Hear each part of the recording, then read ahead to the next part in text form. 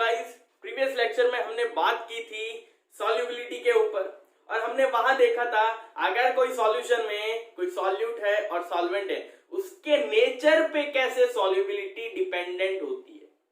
आज हम बात करेंगे टेम्परेचर पे, यानी अगर मेरे पास कोई सॉल्यूशन है उसको मैं टेम्परेचर दूं या ना दूं तो सॉल्युबिलिटी पे क्या इफेक्ट होगा,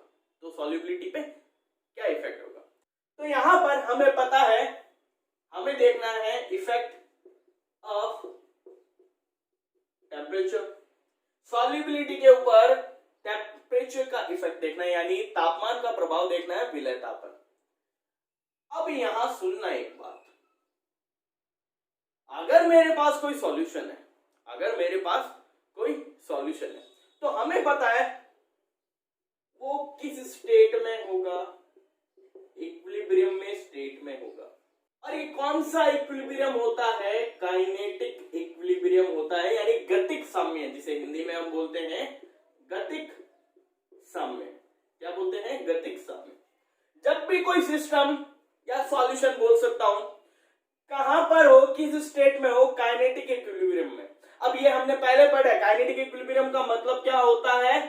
जब रेट ऑफ सॉल्यूशन यानी घुलने की दर बराबर किसके हो? रेट ऑफ क्रिस्टलाइजेशन, किसके? क्रिस्टलीकरण की दर के बराबर होता है। तो यहां पर मैं एक बात बोलता हूं, वो जो सिस्टम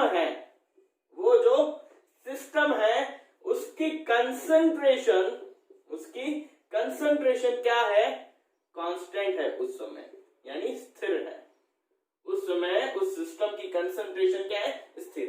ये हमें एक सिस्टम के लिए पता है, एक सॉल्यूशन के लिए पता है। अगर कोई सॉल्यूशन काइनेटिक इक्विलिब्रियम में है तो उसकी rate of dissolution and rate of crystallisation क्या? इक्वल रहती है। इसका मतलब उस सिस्टम में जो कंसंट्रेशन है वो क्या है? कांस्टेंट है, यानी स्थिर। अब यहां पर कोई भी सिस्टम जो काइनेटिक इक्विलिब्रियम में हो, अगर मैं उसमें कुछ चेंजेस करता हूं, वो चाहे टेम्परेचर हो, चाहे प्रेशर हो, चाहे वॉल्यूम हो, चाहे कंसंट्रेशन हो, इन चारों चीजों में किसी भी एक में क्या करता हूं? कुछ चेंजेस करता हूं, तो वो जो सिस्टम होगा वो एक प्रिंसिपल को क्या करेगा? फॉलो करेगा। वो सिस्टम क्या करेगा? एक प्रिंसिपल को फॉलो करेगा, एक रूल को फॉलो करेगा, जो आपने 11th क्लास में पढ़ा है। वो क्या है? ले शैक्लियर प्रिंसिपल।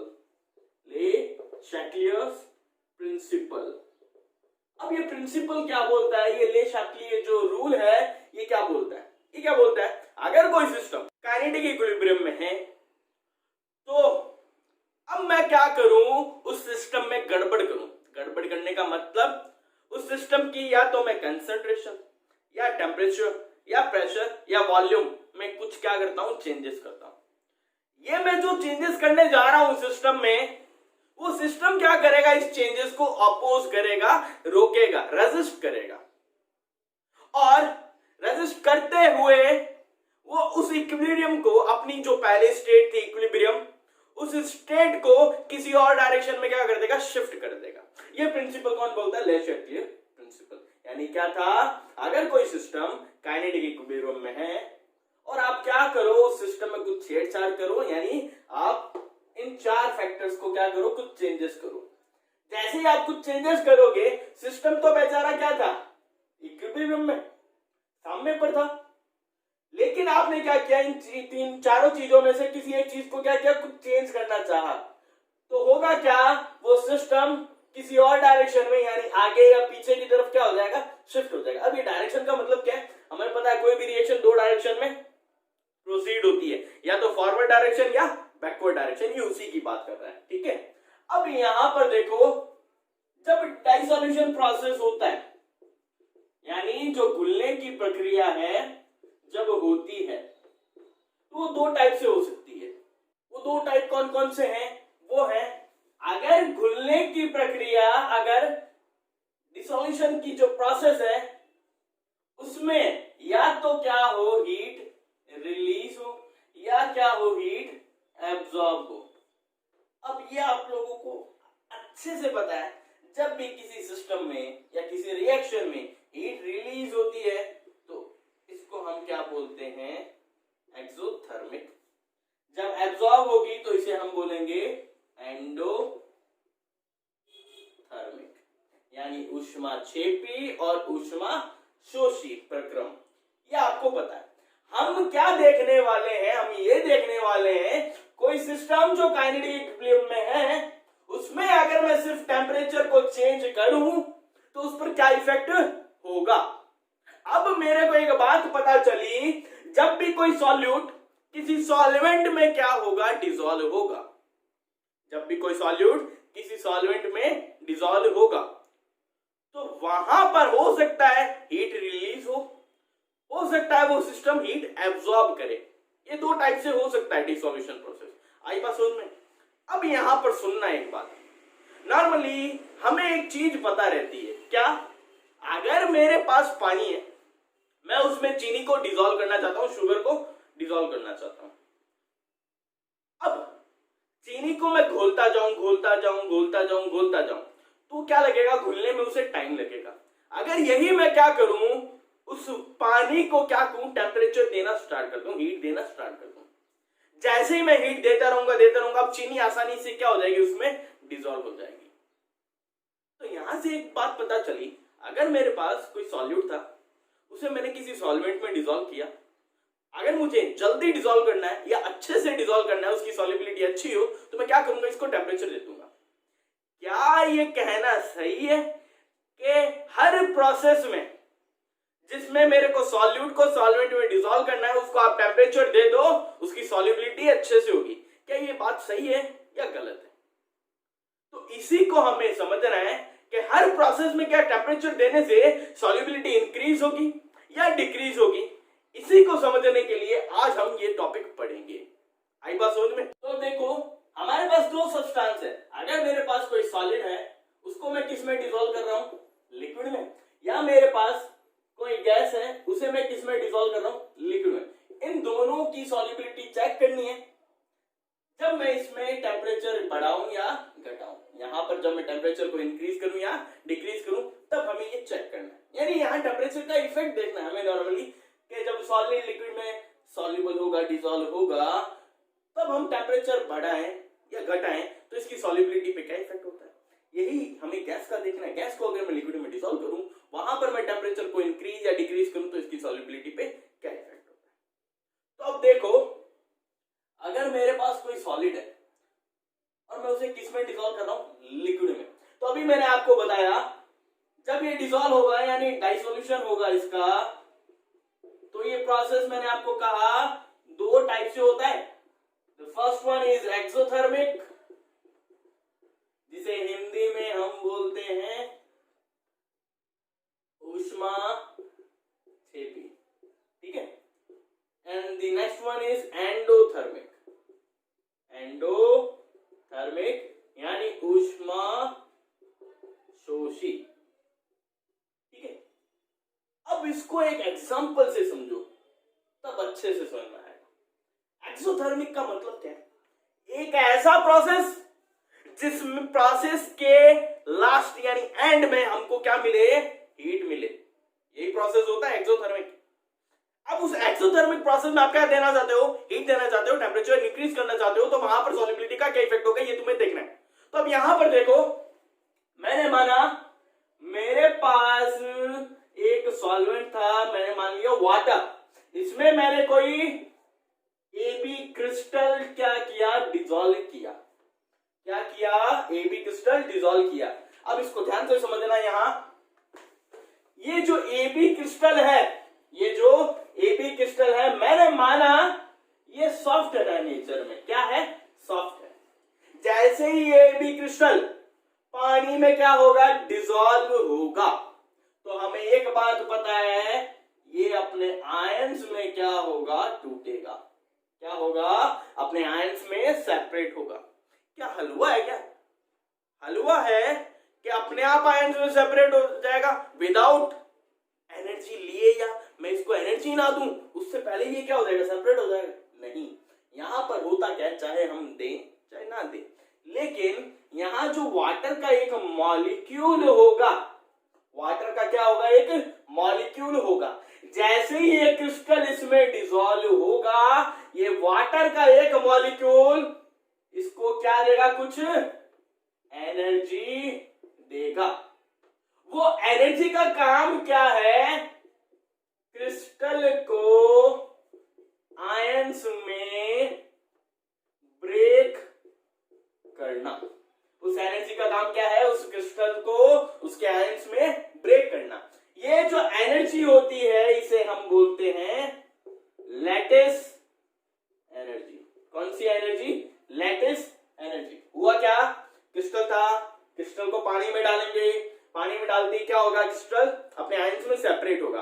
वो सेपरेट जो हुआ वो किसकी वजह से हुआ है, क्योंकि वहां सिर्फ एक, अगर मैं वाटर मॉलिक्यूल को कंसीडर करूं और एक इस AB क्रिस्टल को मॉलिक्यूल को कंसीडर करूं, तो यहां एक वाटर का मॉलिक्यूल क्या करेगा, कुछ एनर्जी किसको देगा, एक AB के मॉलिक्यूल को।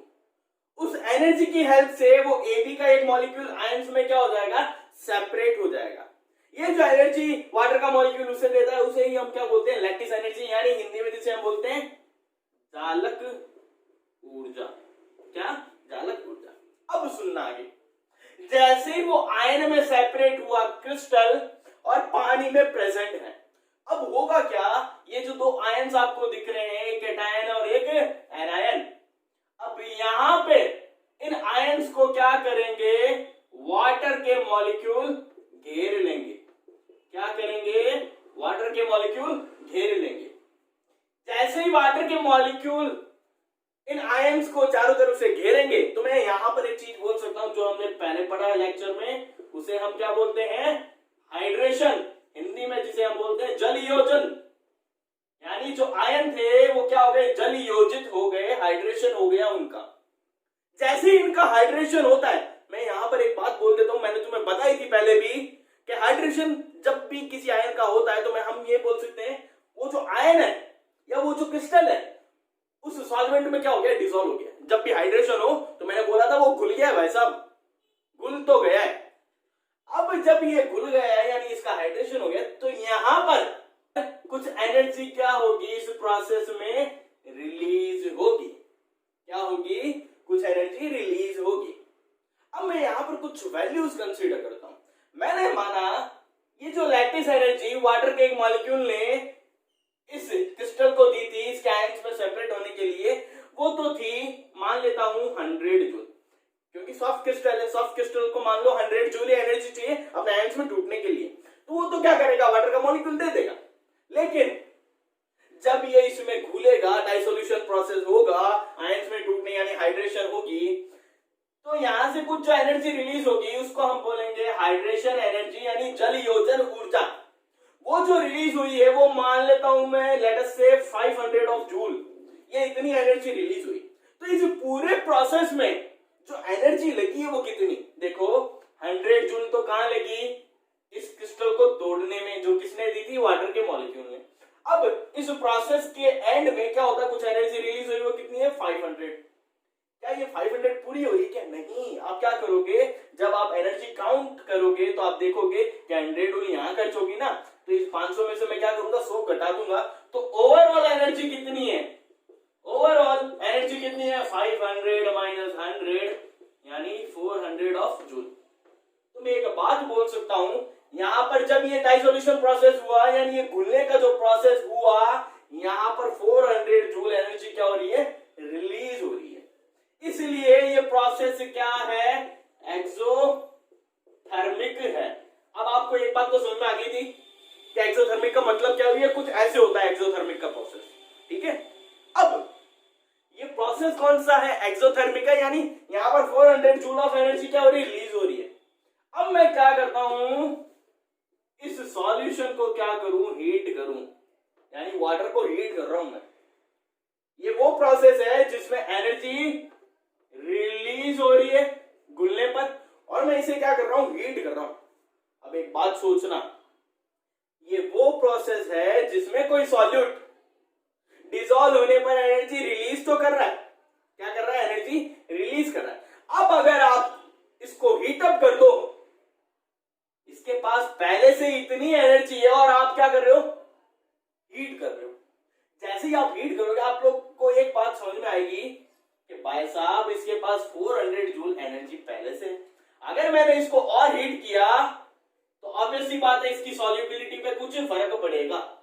वो फर्क क्या होगा वो सुनना, जब भी आपके पास प्रोसेस कैसा हो, एक्सोथर्मिक हो, यानी वहां पर एनर्जी क्या हो, रिलीज हो, एनर्जी क्या हो, रिलीज हो, और मैं उस सिस्टम को क्या दूं, टेम्परेचर देना स्टार्ट कर दूं। क्या किया मैंने, एक ऐसा प्रोसेस था जो एक्सोथर्मिक था नेचर में, इसका मतलब वहां पर एनर्जी पहले से क्या हो रही है, रिलीज हो रही है। जब डाइसोल्यूशन प्रोसेस हो रहा है यानी घुलने का प्रोसेस हो रहा है तो उस समय एनर्जी रिलीज हो रही है कुछ। अब मैं उसको और टेम्परेचर अगर दे दूं, जैसे ही मैं टेम्परेचर दूंगा तो इसकी सॉल्युबिलिटी जो होगी वो क्या हो जाएगी, डिक्रीज हो जाएगी। ये आपको ध्यान रखना है। तो आई बात समझ में।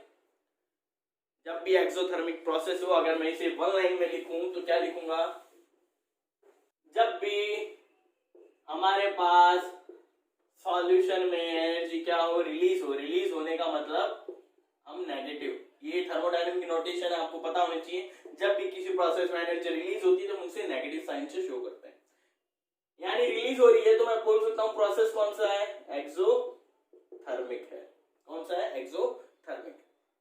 तो यहां पर इस सॉल्यूशन में अगर आप टेम्परेचर दो तो इसकी सॉल्युबिलिटी क्या होगी, डिक्रीज होगी।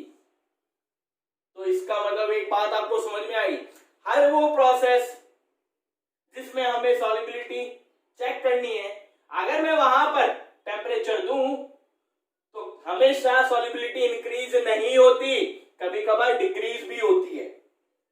तो इसका मतलब ये डिपेंड किस पे करता है, ये उस सॉल्यूट और उस सॉल्वेंट के नेचर पे भी करता है कि भाई साहब कौन सा सॉल्यूट होगा जिसमें टेम्परेचर देने पर सॉल्युबिलिटी इंक्रीज होगी, और कौन सा सॉल्यूट होगा जिस पे टेम्परेचर देने पर सॉल्युबिलिटी क्या होगी, डिक्रीज होगी।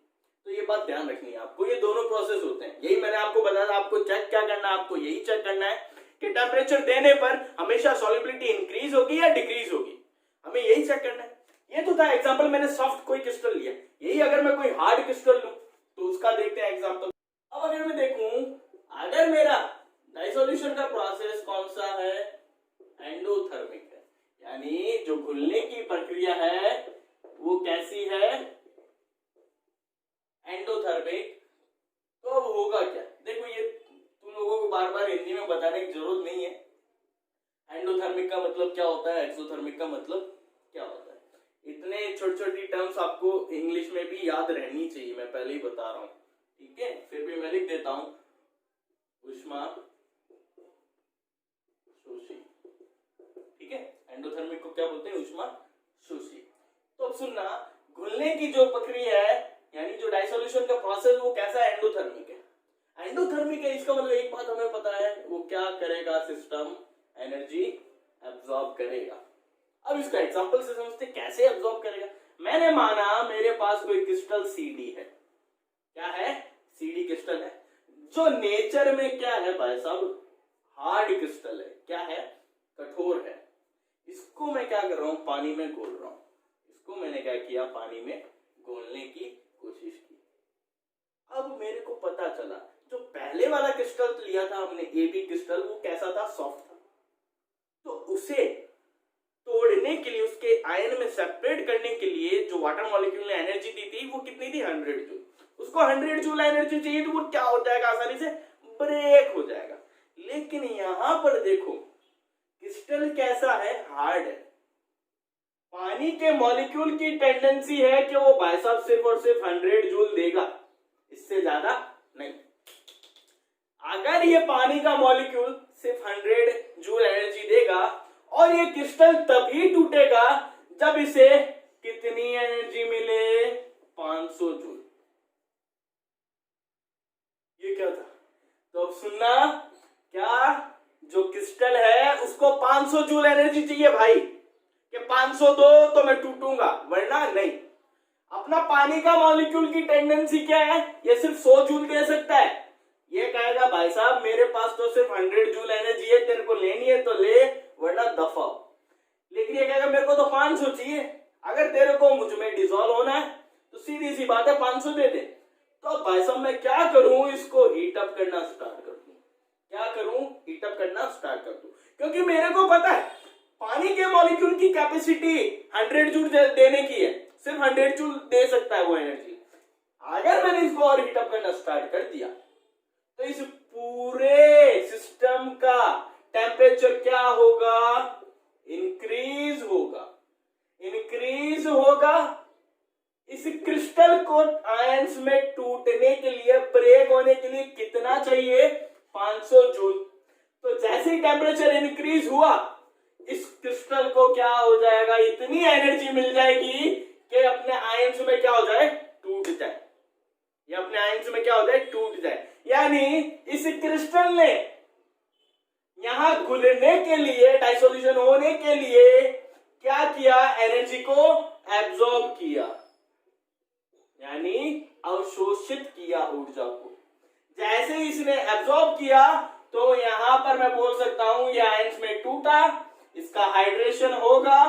हाइड्रेशन होने के बाद ये इसमें क्या हो जाएगा, इजीली सॉल्यूबल हो जाएगा। यानी इसकी सॉल्युबिलिटी यहां पर क्या हुई, टेम्परेचर इंक्रीज करने पर इंक्रीज हुई। यहां पर क्या हुई है, टेम्परेचर इंक्रीज करने पर सॉल्युबिलिटी इंक्रीज हुई है। तो अब यहां पर हमें एक बात पता चली, अगर डाइसोल्यूशन का प्रोसेस कैसा हो, एंडोथर्मिक हो, यानी जो एंथैल्पी है सॉल्यूशन की, एंथैल्पी बोल दो, एनर्जी बोल दो, बात एक ही है, वो क्या हो, उसमें एब्जॉर्ब हो, यानी पॉजिटिव हो। यानी एनर्जी क्या होती है, एब्जॉर्ब होती है, किस प्रोसेस में, एंडोथर्मिक में। तो होगा क्या, उस सिस्टम को अगर मैं टेम्परेचर दूं, क्या दूं, टेम्परेचर दूं, तो इसकी सॉल्युबिलिटी क्या होगी, इंक्रीज होगी। इसकी सॉल्युबिलिटी क्या होगी, इंक्रीज होगी। आपको ये पॉइंट्स ध्यान रखने हैं। इन पॉइंट्स को समझने के लिए मैंने इन सबको एग्जांपल्स के थ्रू आपके सामने पेश किया, ताकि आपको ये पॉइंट्स, अगर आप सिर्फ पॉइंट्स पढ़ते तो आपको सिट्टी गुल रहती, रट लेते और कुछ नहीं होता। और मेरा काम है सिर्फ समझाना, रटवाना नहीं किसी चीज। जो चीज देखो, ऑब्वियस सी बात है, केमिस्ट्री में कोई भी सब्जेक्ट हो आपके पास, अब वो बना दिया केमिस्ट्री का तो कि भाई साहब रटना पड़ता है, रटने की कोई जरूरत नहीं है। जो चीज फॉर एग्जाम्पल फॉर्मूलाज है, ऑब्वियस सी बात है, वो तो रटने ही पड़ेंगे, लेकिन जो चीज समझने लायक होती है उसे समझना बहुत जरूरी है। अब आपको एक चीज समझ में आ गई होगी, नॉर्मली हम घरों में क्या करते हैं, किसी भी सब्सटेंस को अगर किसी दूसरे सब्सटेंस में हमें घोलना होता है तो हम क्या करते हैं, नॉर्मली टेम्परेचर इंक्रीज करते हैं। अब कोई सब्सटेंस ऐसा है जिसका आपने टेम्परेचर इंक्रीज भी कर दिया तो भी नहीं घुलेगा, तो आपको पता लग जाना चाहिए वो कौन सा प्रोसेस हो रहा है, ठीक है, क्योंकि आप साइंस के स्टूडेंट हो तो अपना दिमाग वहां लगाया करो कि ऐसा हो रहा है तो इसमें ऐसा कुछ हो सकता है। अब देखो, ये तो बात की थी हमने, अगर मेरे पास कोई सॉलिड है एज अ सॉल्यूट, उसको मैंने किस में डिसॉल्व किया, किसी लिक्विड सॉल्वेंट में। अब मैं अगर बात करूं, मेरे पास कोई गैस है एज अ सॉल्यूट और उसे मैं किस में डिसॉल्व करने जा रहा हूं, किसी लिक्विड एज अ सॉल्वेंट में। अब देखो, अब हम बात करेंगे टेम्परेचर का इफेक्ट कहां पर, अगर मेरे पास कोई गैस एज अ सॉल्यूट है और उसे मैंने किस में डिसॉल्व किया, किसी लिक्विड एज अ सॉल्वेंट में, तो यहां पर इसकी सॉल्युबिलिटी पे क्या इफेक्ट होगा वही हमें देखना है। मानो मेरे पास क्या था, ये लिक्विड था, मैंने क्या किया, इसमें कोई गैस क्या की, डिसॉल्व करनी चाहिए, ठीक है। अब ये लिक्विड है, ये क्या है, लिक्विड। यहां पर क्या होंगे, गैस के पार्टिकल्स में इसमें डिसॉल्व करने जा रहा हूं, ठीक है, ये गैस के पार्टिकल्स, ये मैं इसमें डिसॉल्व करने जा रहा हूं। इसे देखकर आपको कुछ समझ नहीं आता। अगर मेरे पास वाटर है, अगर मेरे पास वाटर है, ये वाटर है, मैंने इसको क्या किया, हीटअप करना स्टार्ट किया। क्या किया, मैंने इसको हीटअप करना स्टार्ट किया। जैसे हीटअप करूंगा तो यहां पर क्या बनेगी, वेपर बनेगी, वेपर बनेगी, ऊपर जाएगी, ये टकराएगी, यहां टकराई, फिर यहां पर क्या होगी, कंडेंसेट होगी और फिर वापस लिक्विड स्टेट में नीचे आएगी। ऐसा ही होगा अगर क्लोज मेरे पास सिस्टम है, उसमें वाटर है, मैं उसको हीटअप कर रहा हूं, तो वाटर की क्या बनेगी, वेपर बनेगी, कहां जाएगी, ऊपर जाएगी, कंडेंसेट होगी, वापस नीचे लिक्विड बन के आएगी और वाटर में डिसॉल्व हो जाएगी, यही होगा। तो ये सेम प्रोसेस है ना, ये क्या, ये गैस थी, इसको मैं क्या कर रहा हूं, इसमें डिसॉल्व कर रहा हूं, जब ये लिक्विड में जाएगा तो ऐसे लिक्विड ही जाएगा, ऑब्वियस सी बात है। तो मैं बोल सकता हूं यहां जो डाइसोल्यूशन का प्रोसेस होता है वो अप्रोक्सीमेटली सेम होता है किसके, कंडेंसेशन के, जिसे हिंदी में बोलते हैं संघनन। जो संघनन की प्रक्रिया है वो विलीनीकरण के समान होती है। कहां, जब कोई गैस किसी लिक्विड में क्या हो, डिसॉल्व हो। अब यहां पर भी वही बात आती है, ये सिस्टम क्या होता है, कोई भी काइनेटिक इक्विलिब्रियम में होता है। जब ये सिस्टम काइनेटिक इक्विलिब्रियम में है और मैं यहां पर कुछ छेड़छाड़ करूं टेम्परेचर में, कंसंट्रेशन या प्रेशर में, ठीक है, किसी में भी कुछ छेड़छाड़ करूं तो होगा क्या, ये सिस्टम किसी और डायरेक्शन में शिफ्ट होगा। अब एक बात ध्यान रखना, जब भी कोई गैस किसी लिक्विड में क्या होगी, डिसॉल्व होगी, उस समय वो जो प्रोसेस होगा डाइसोल्यूशन का वो कौन सा होगा, एक्सोथर्मिक।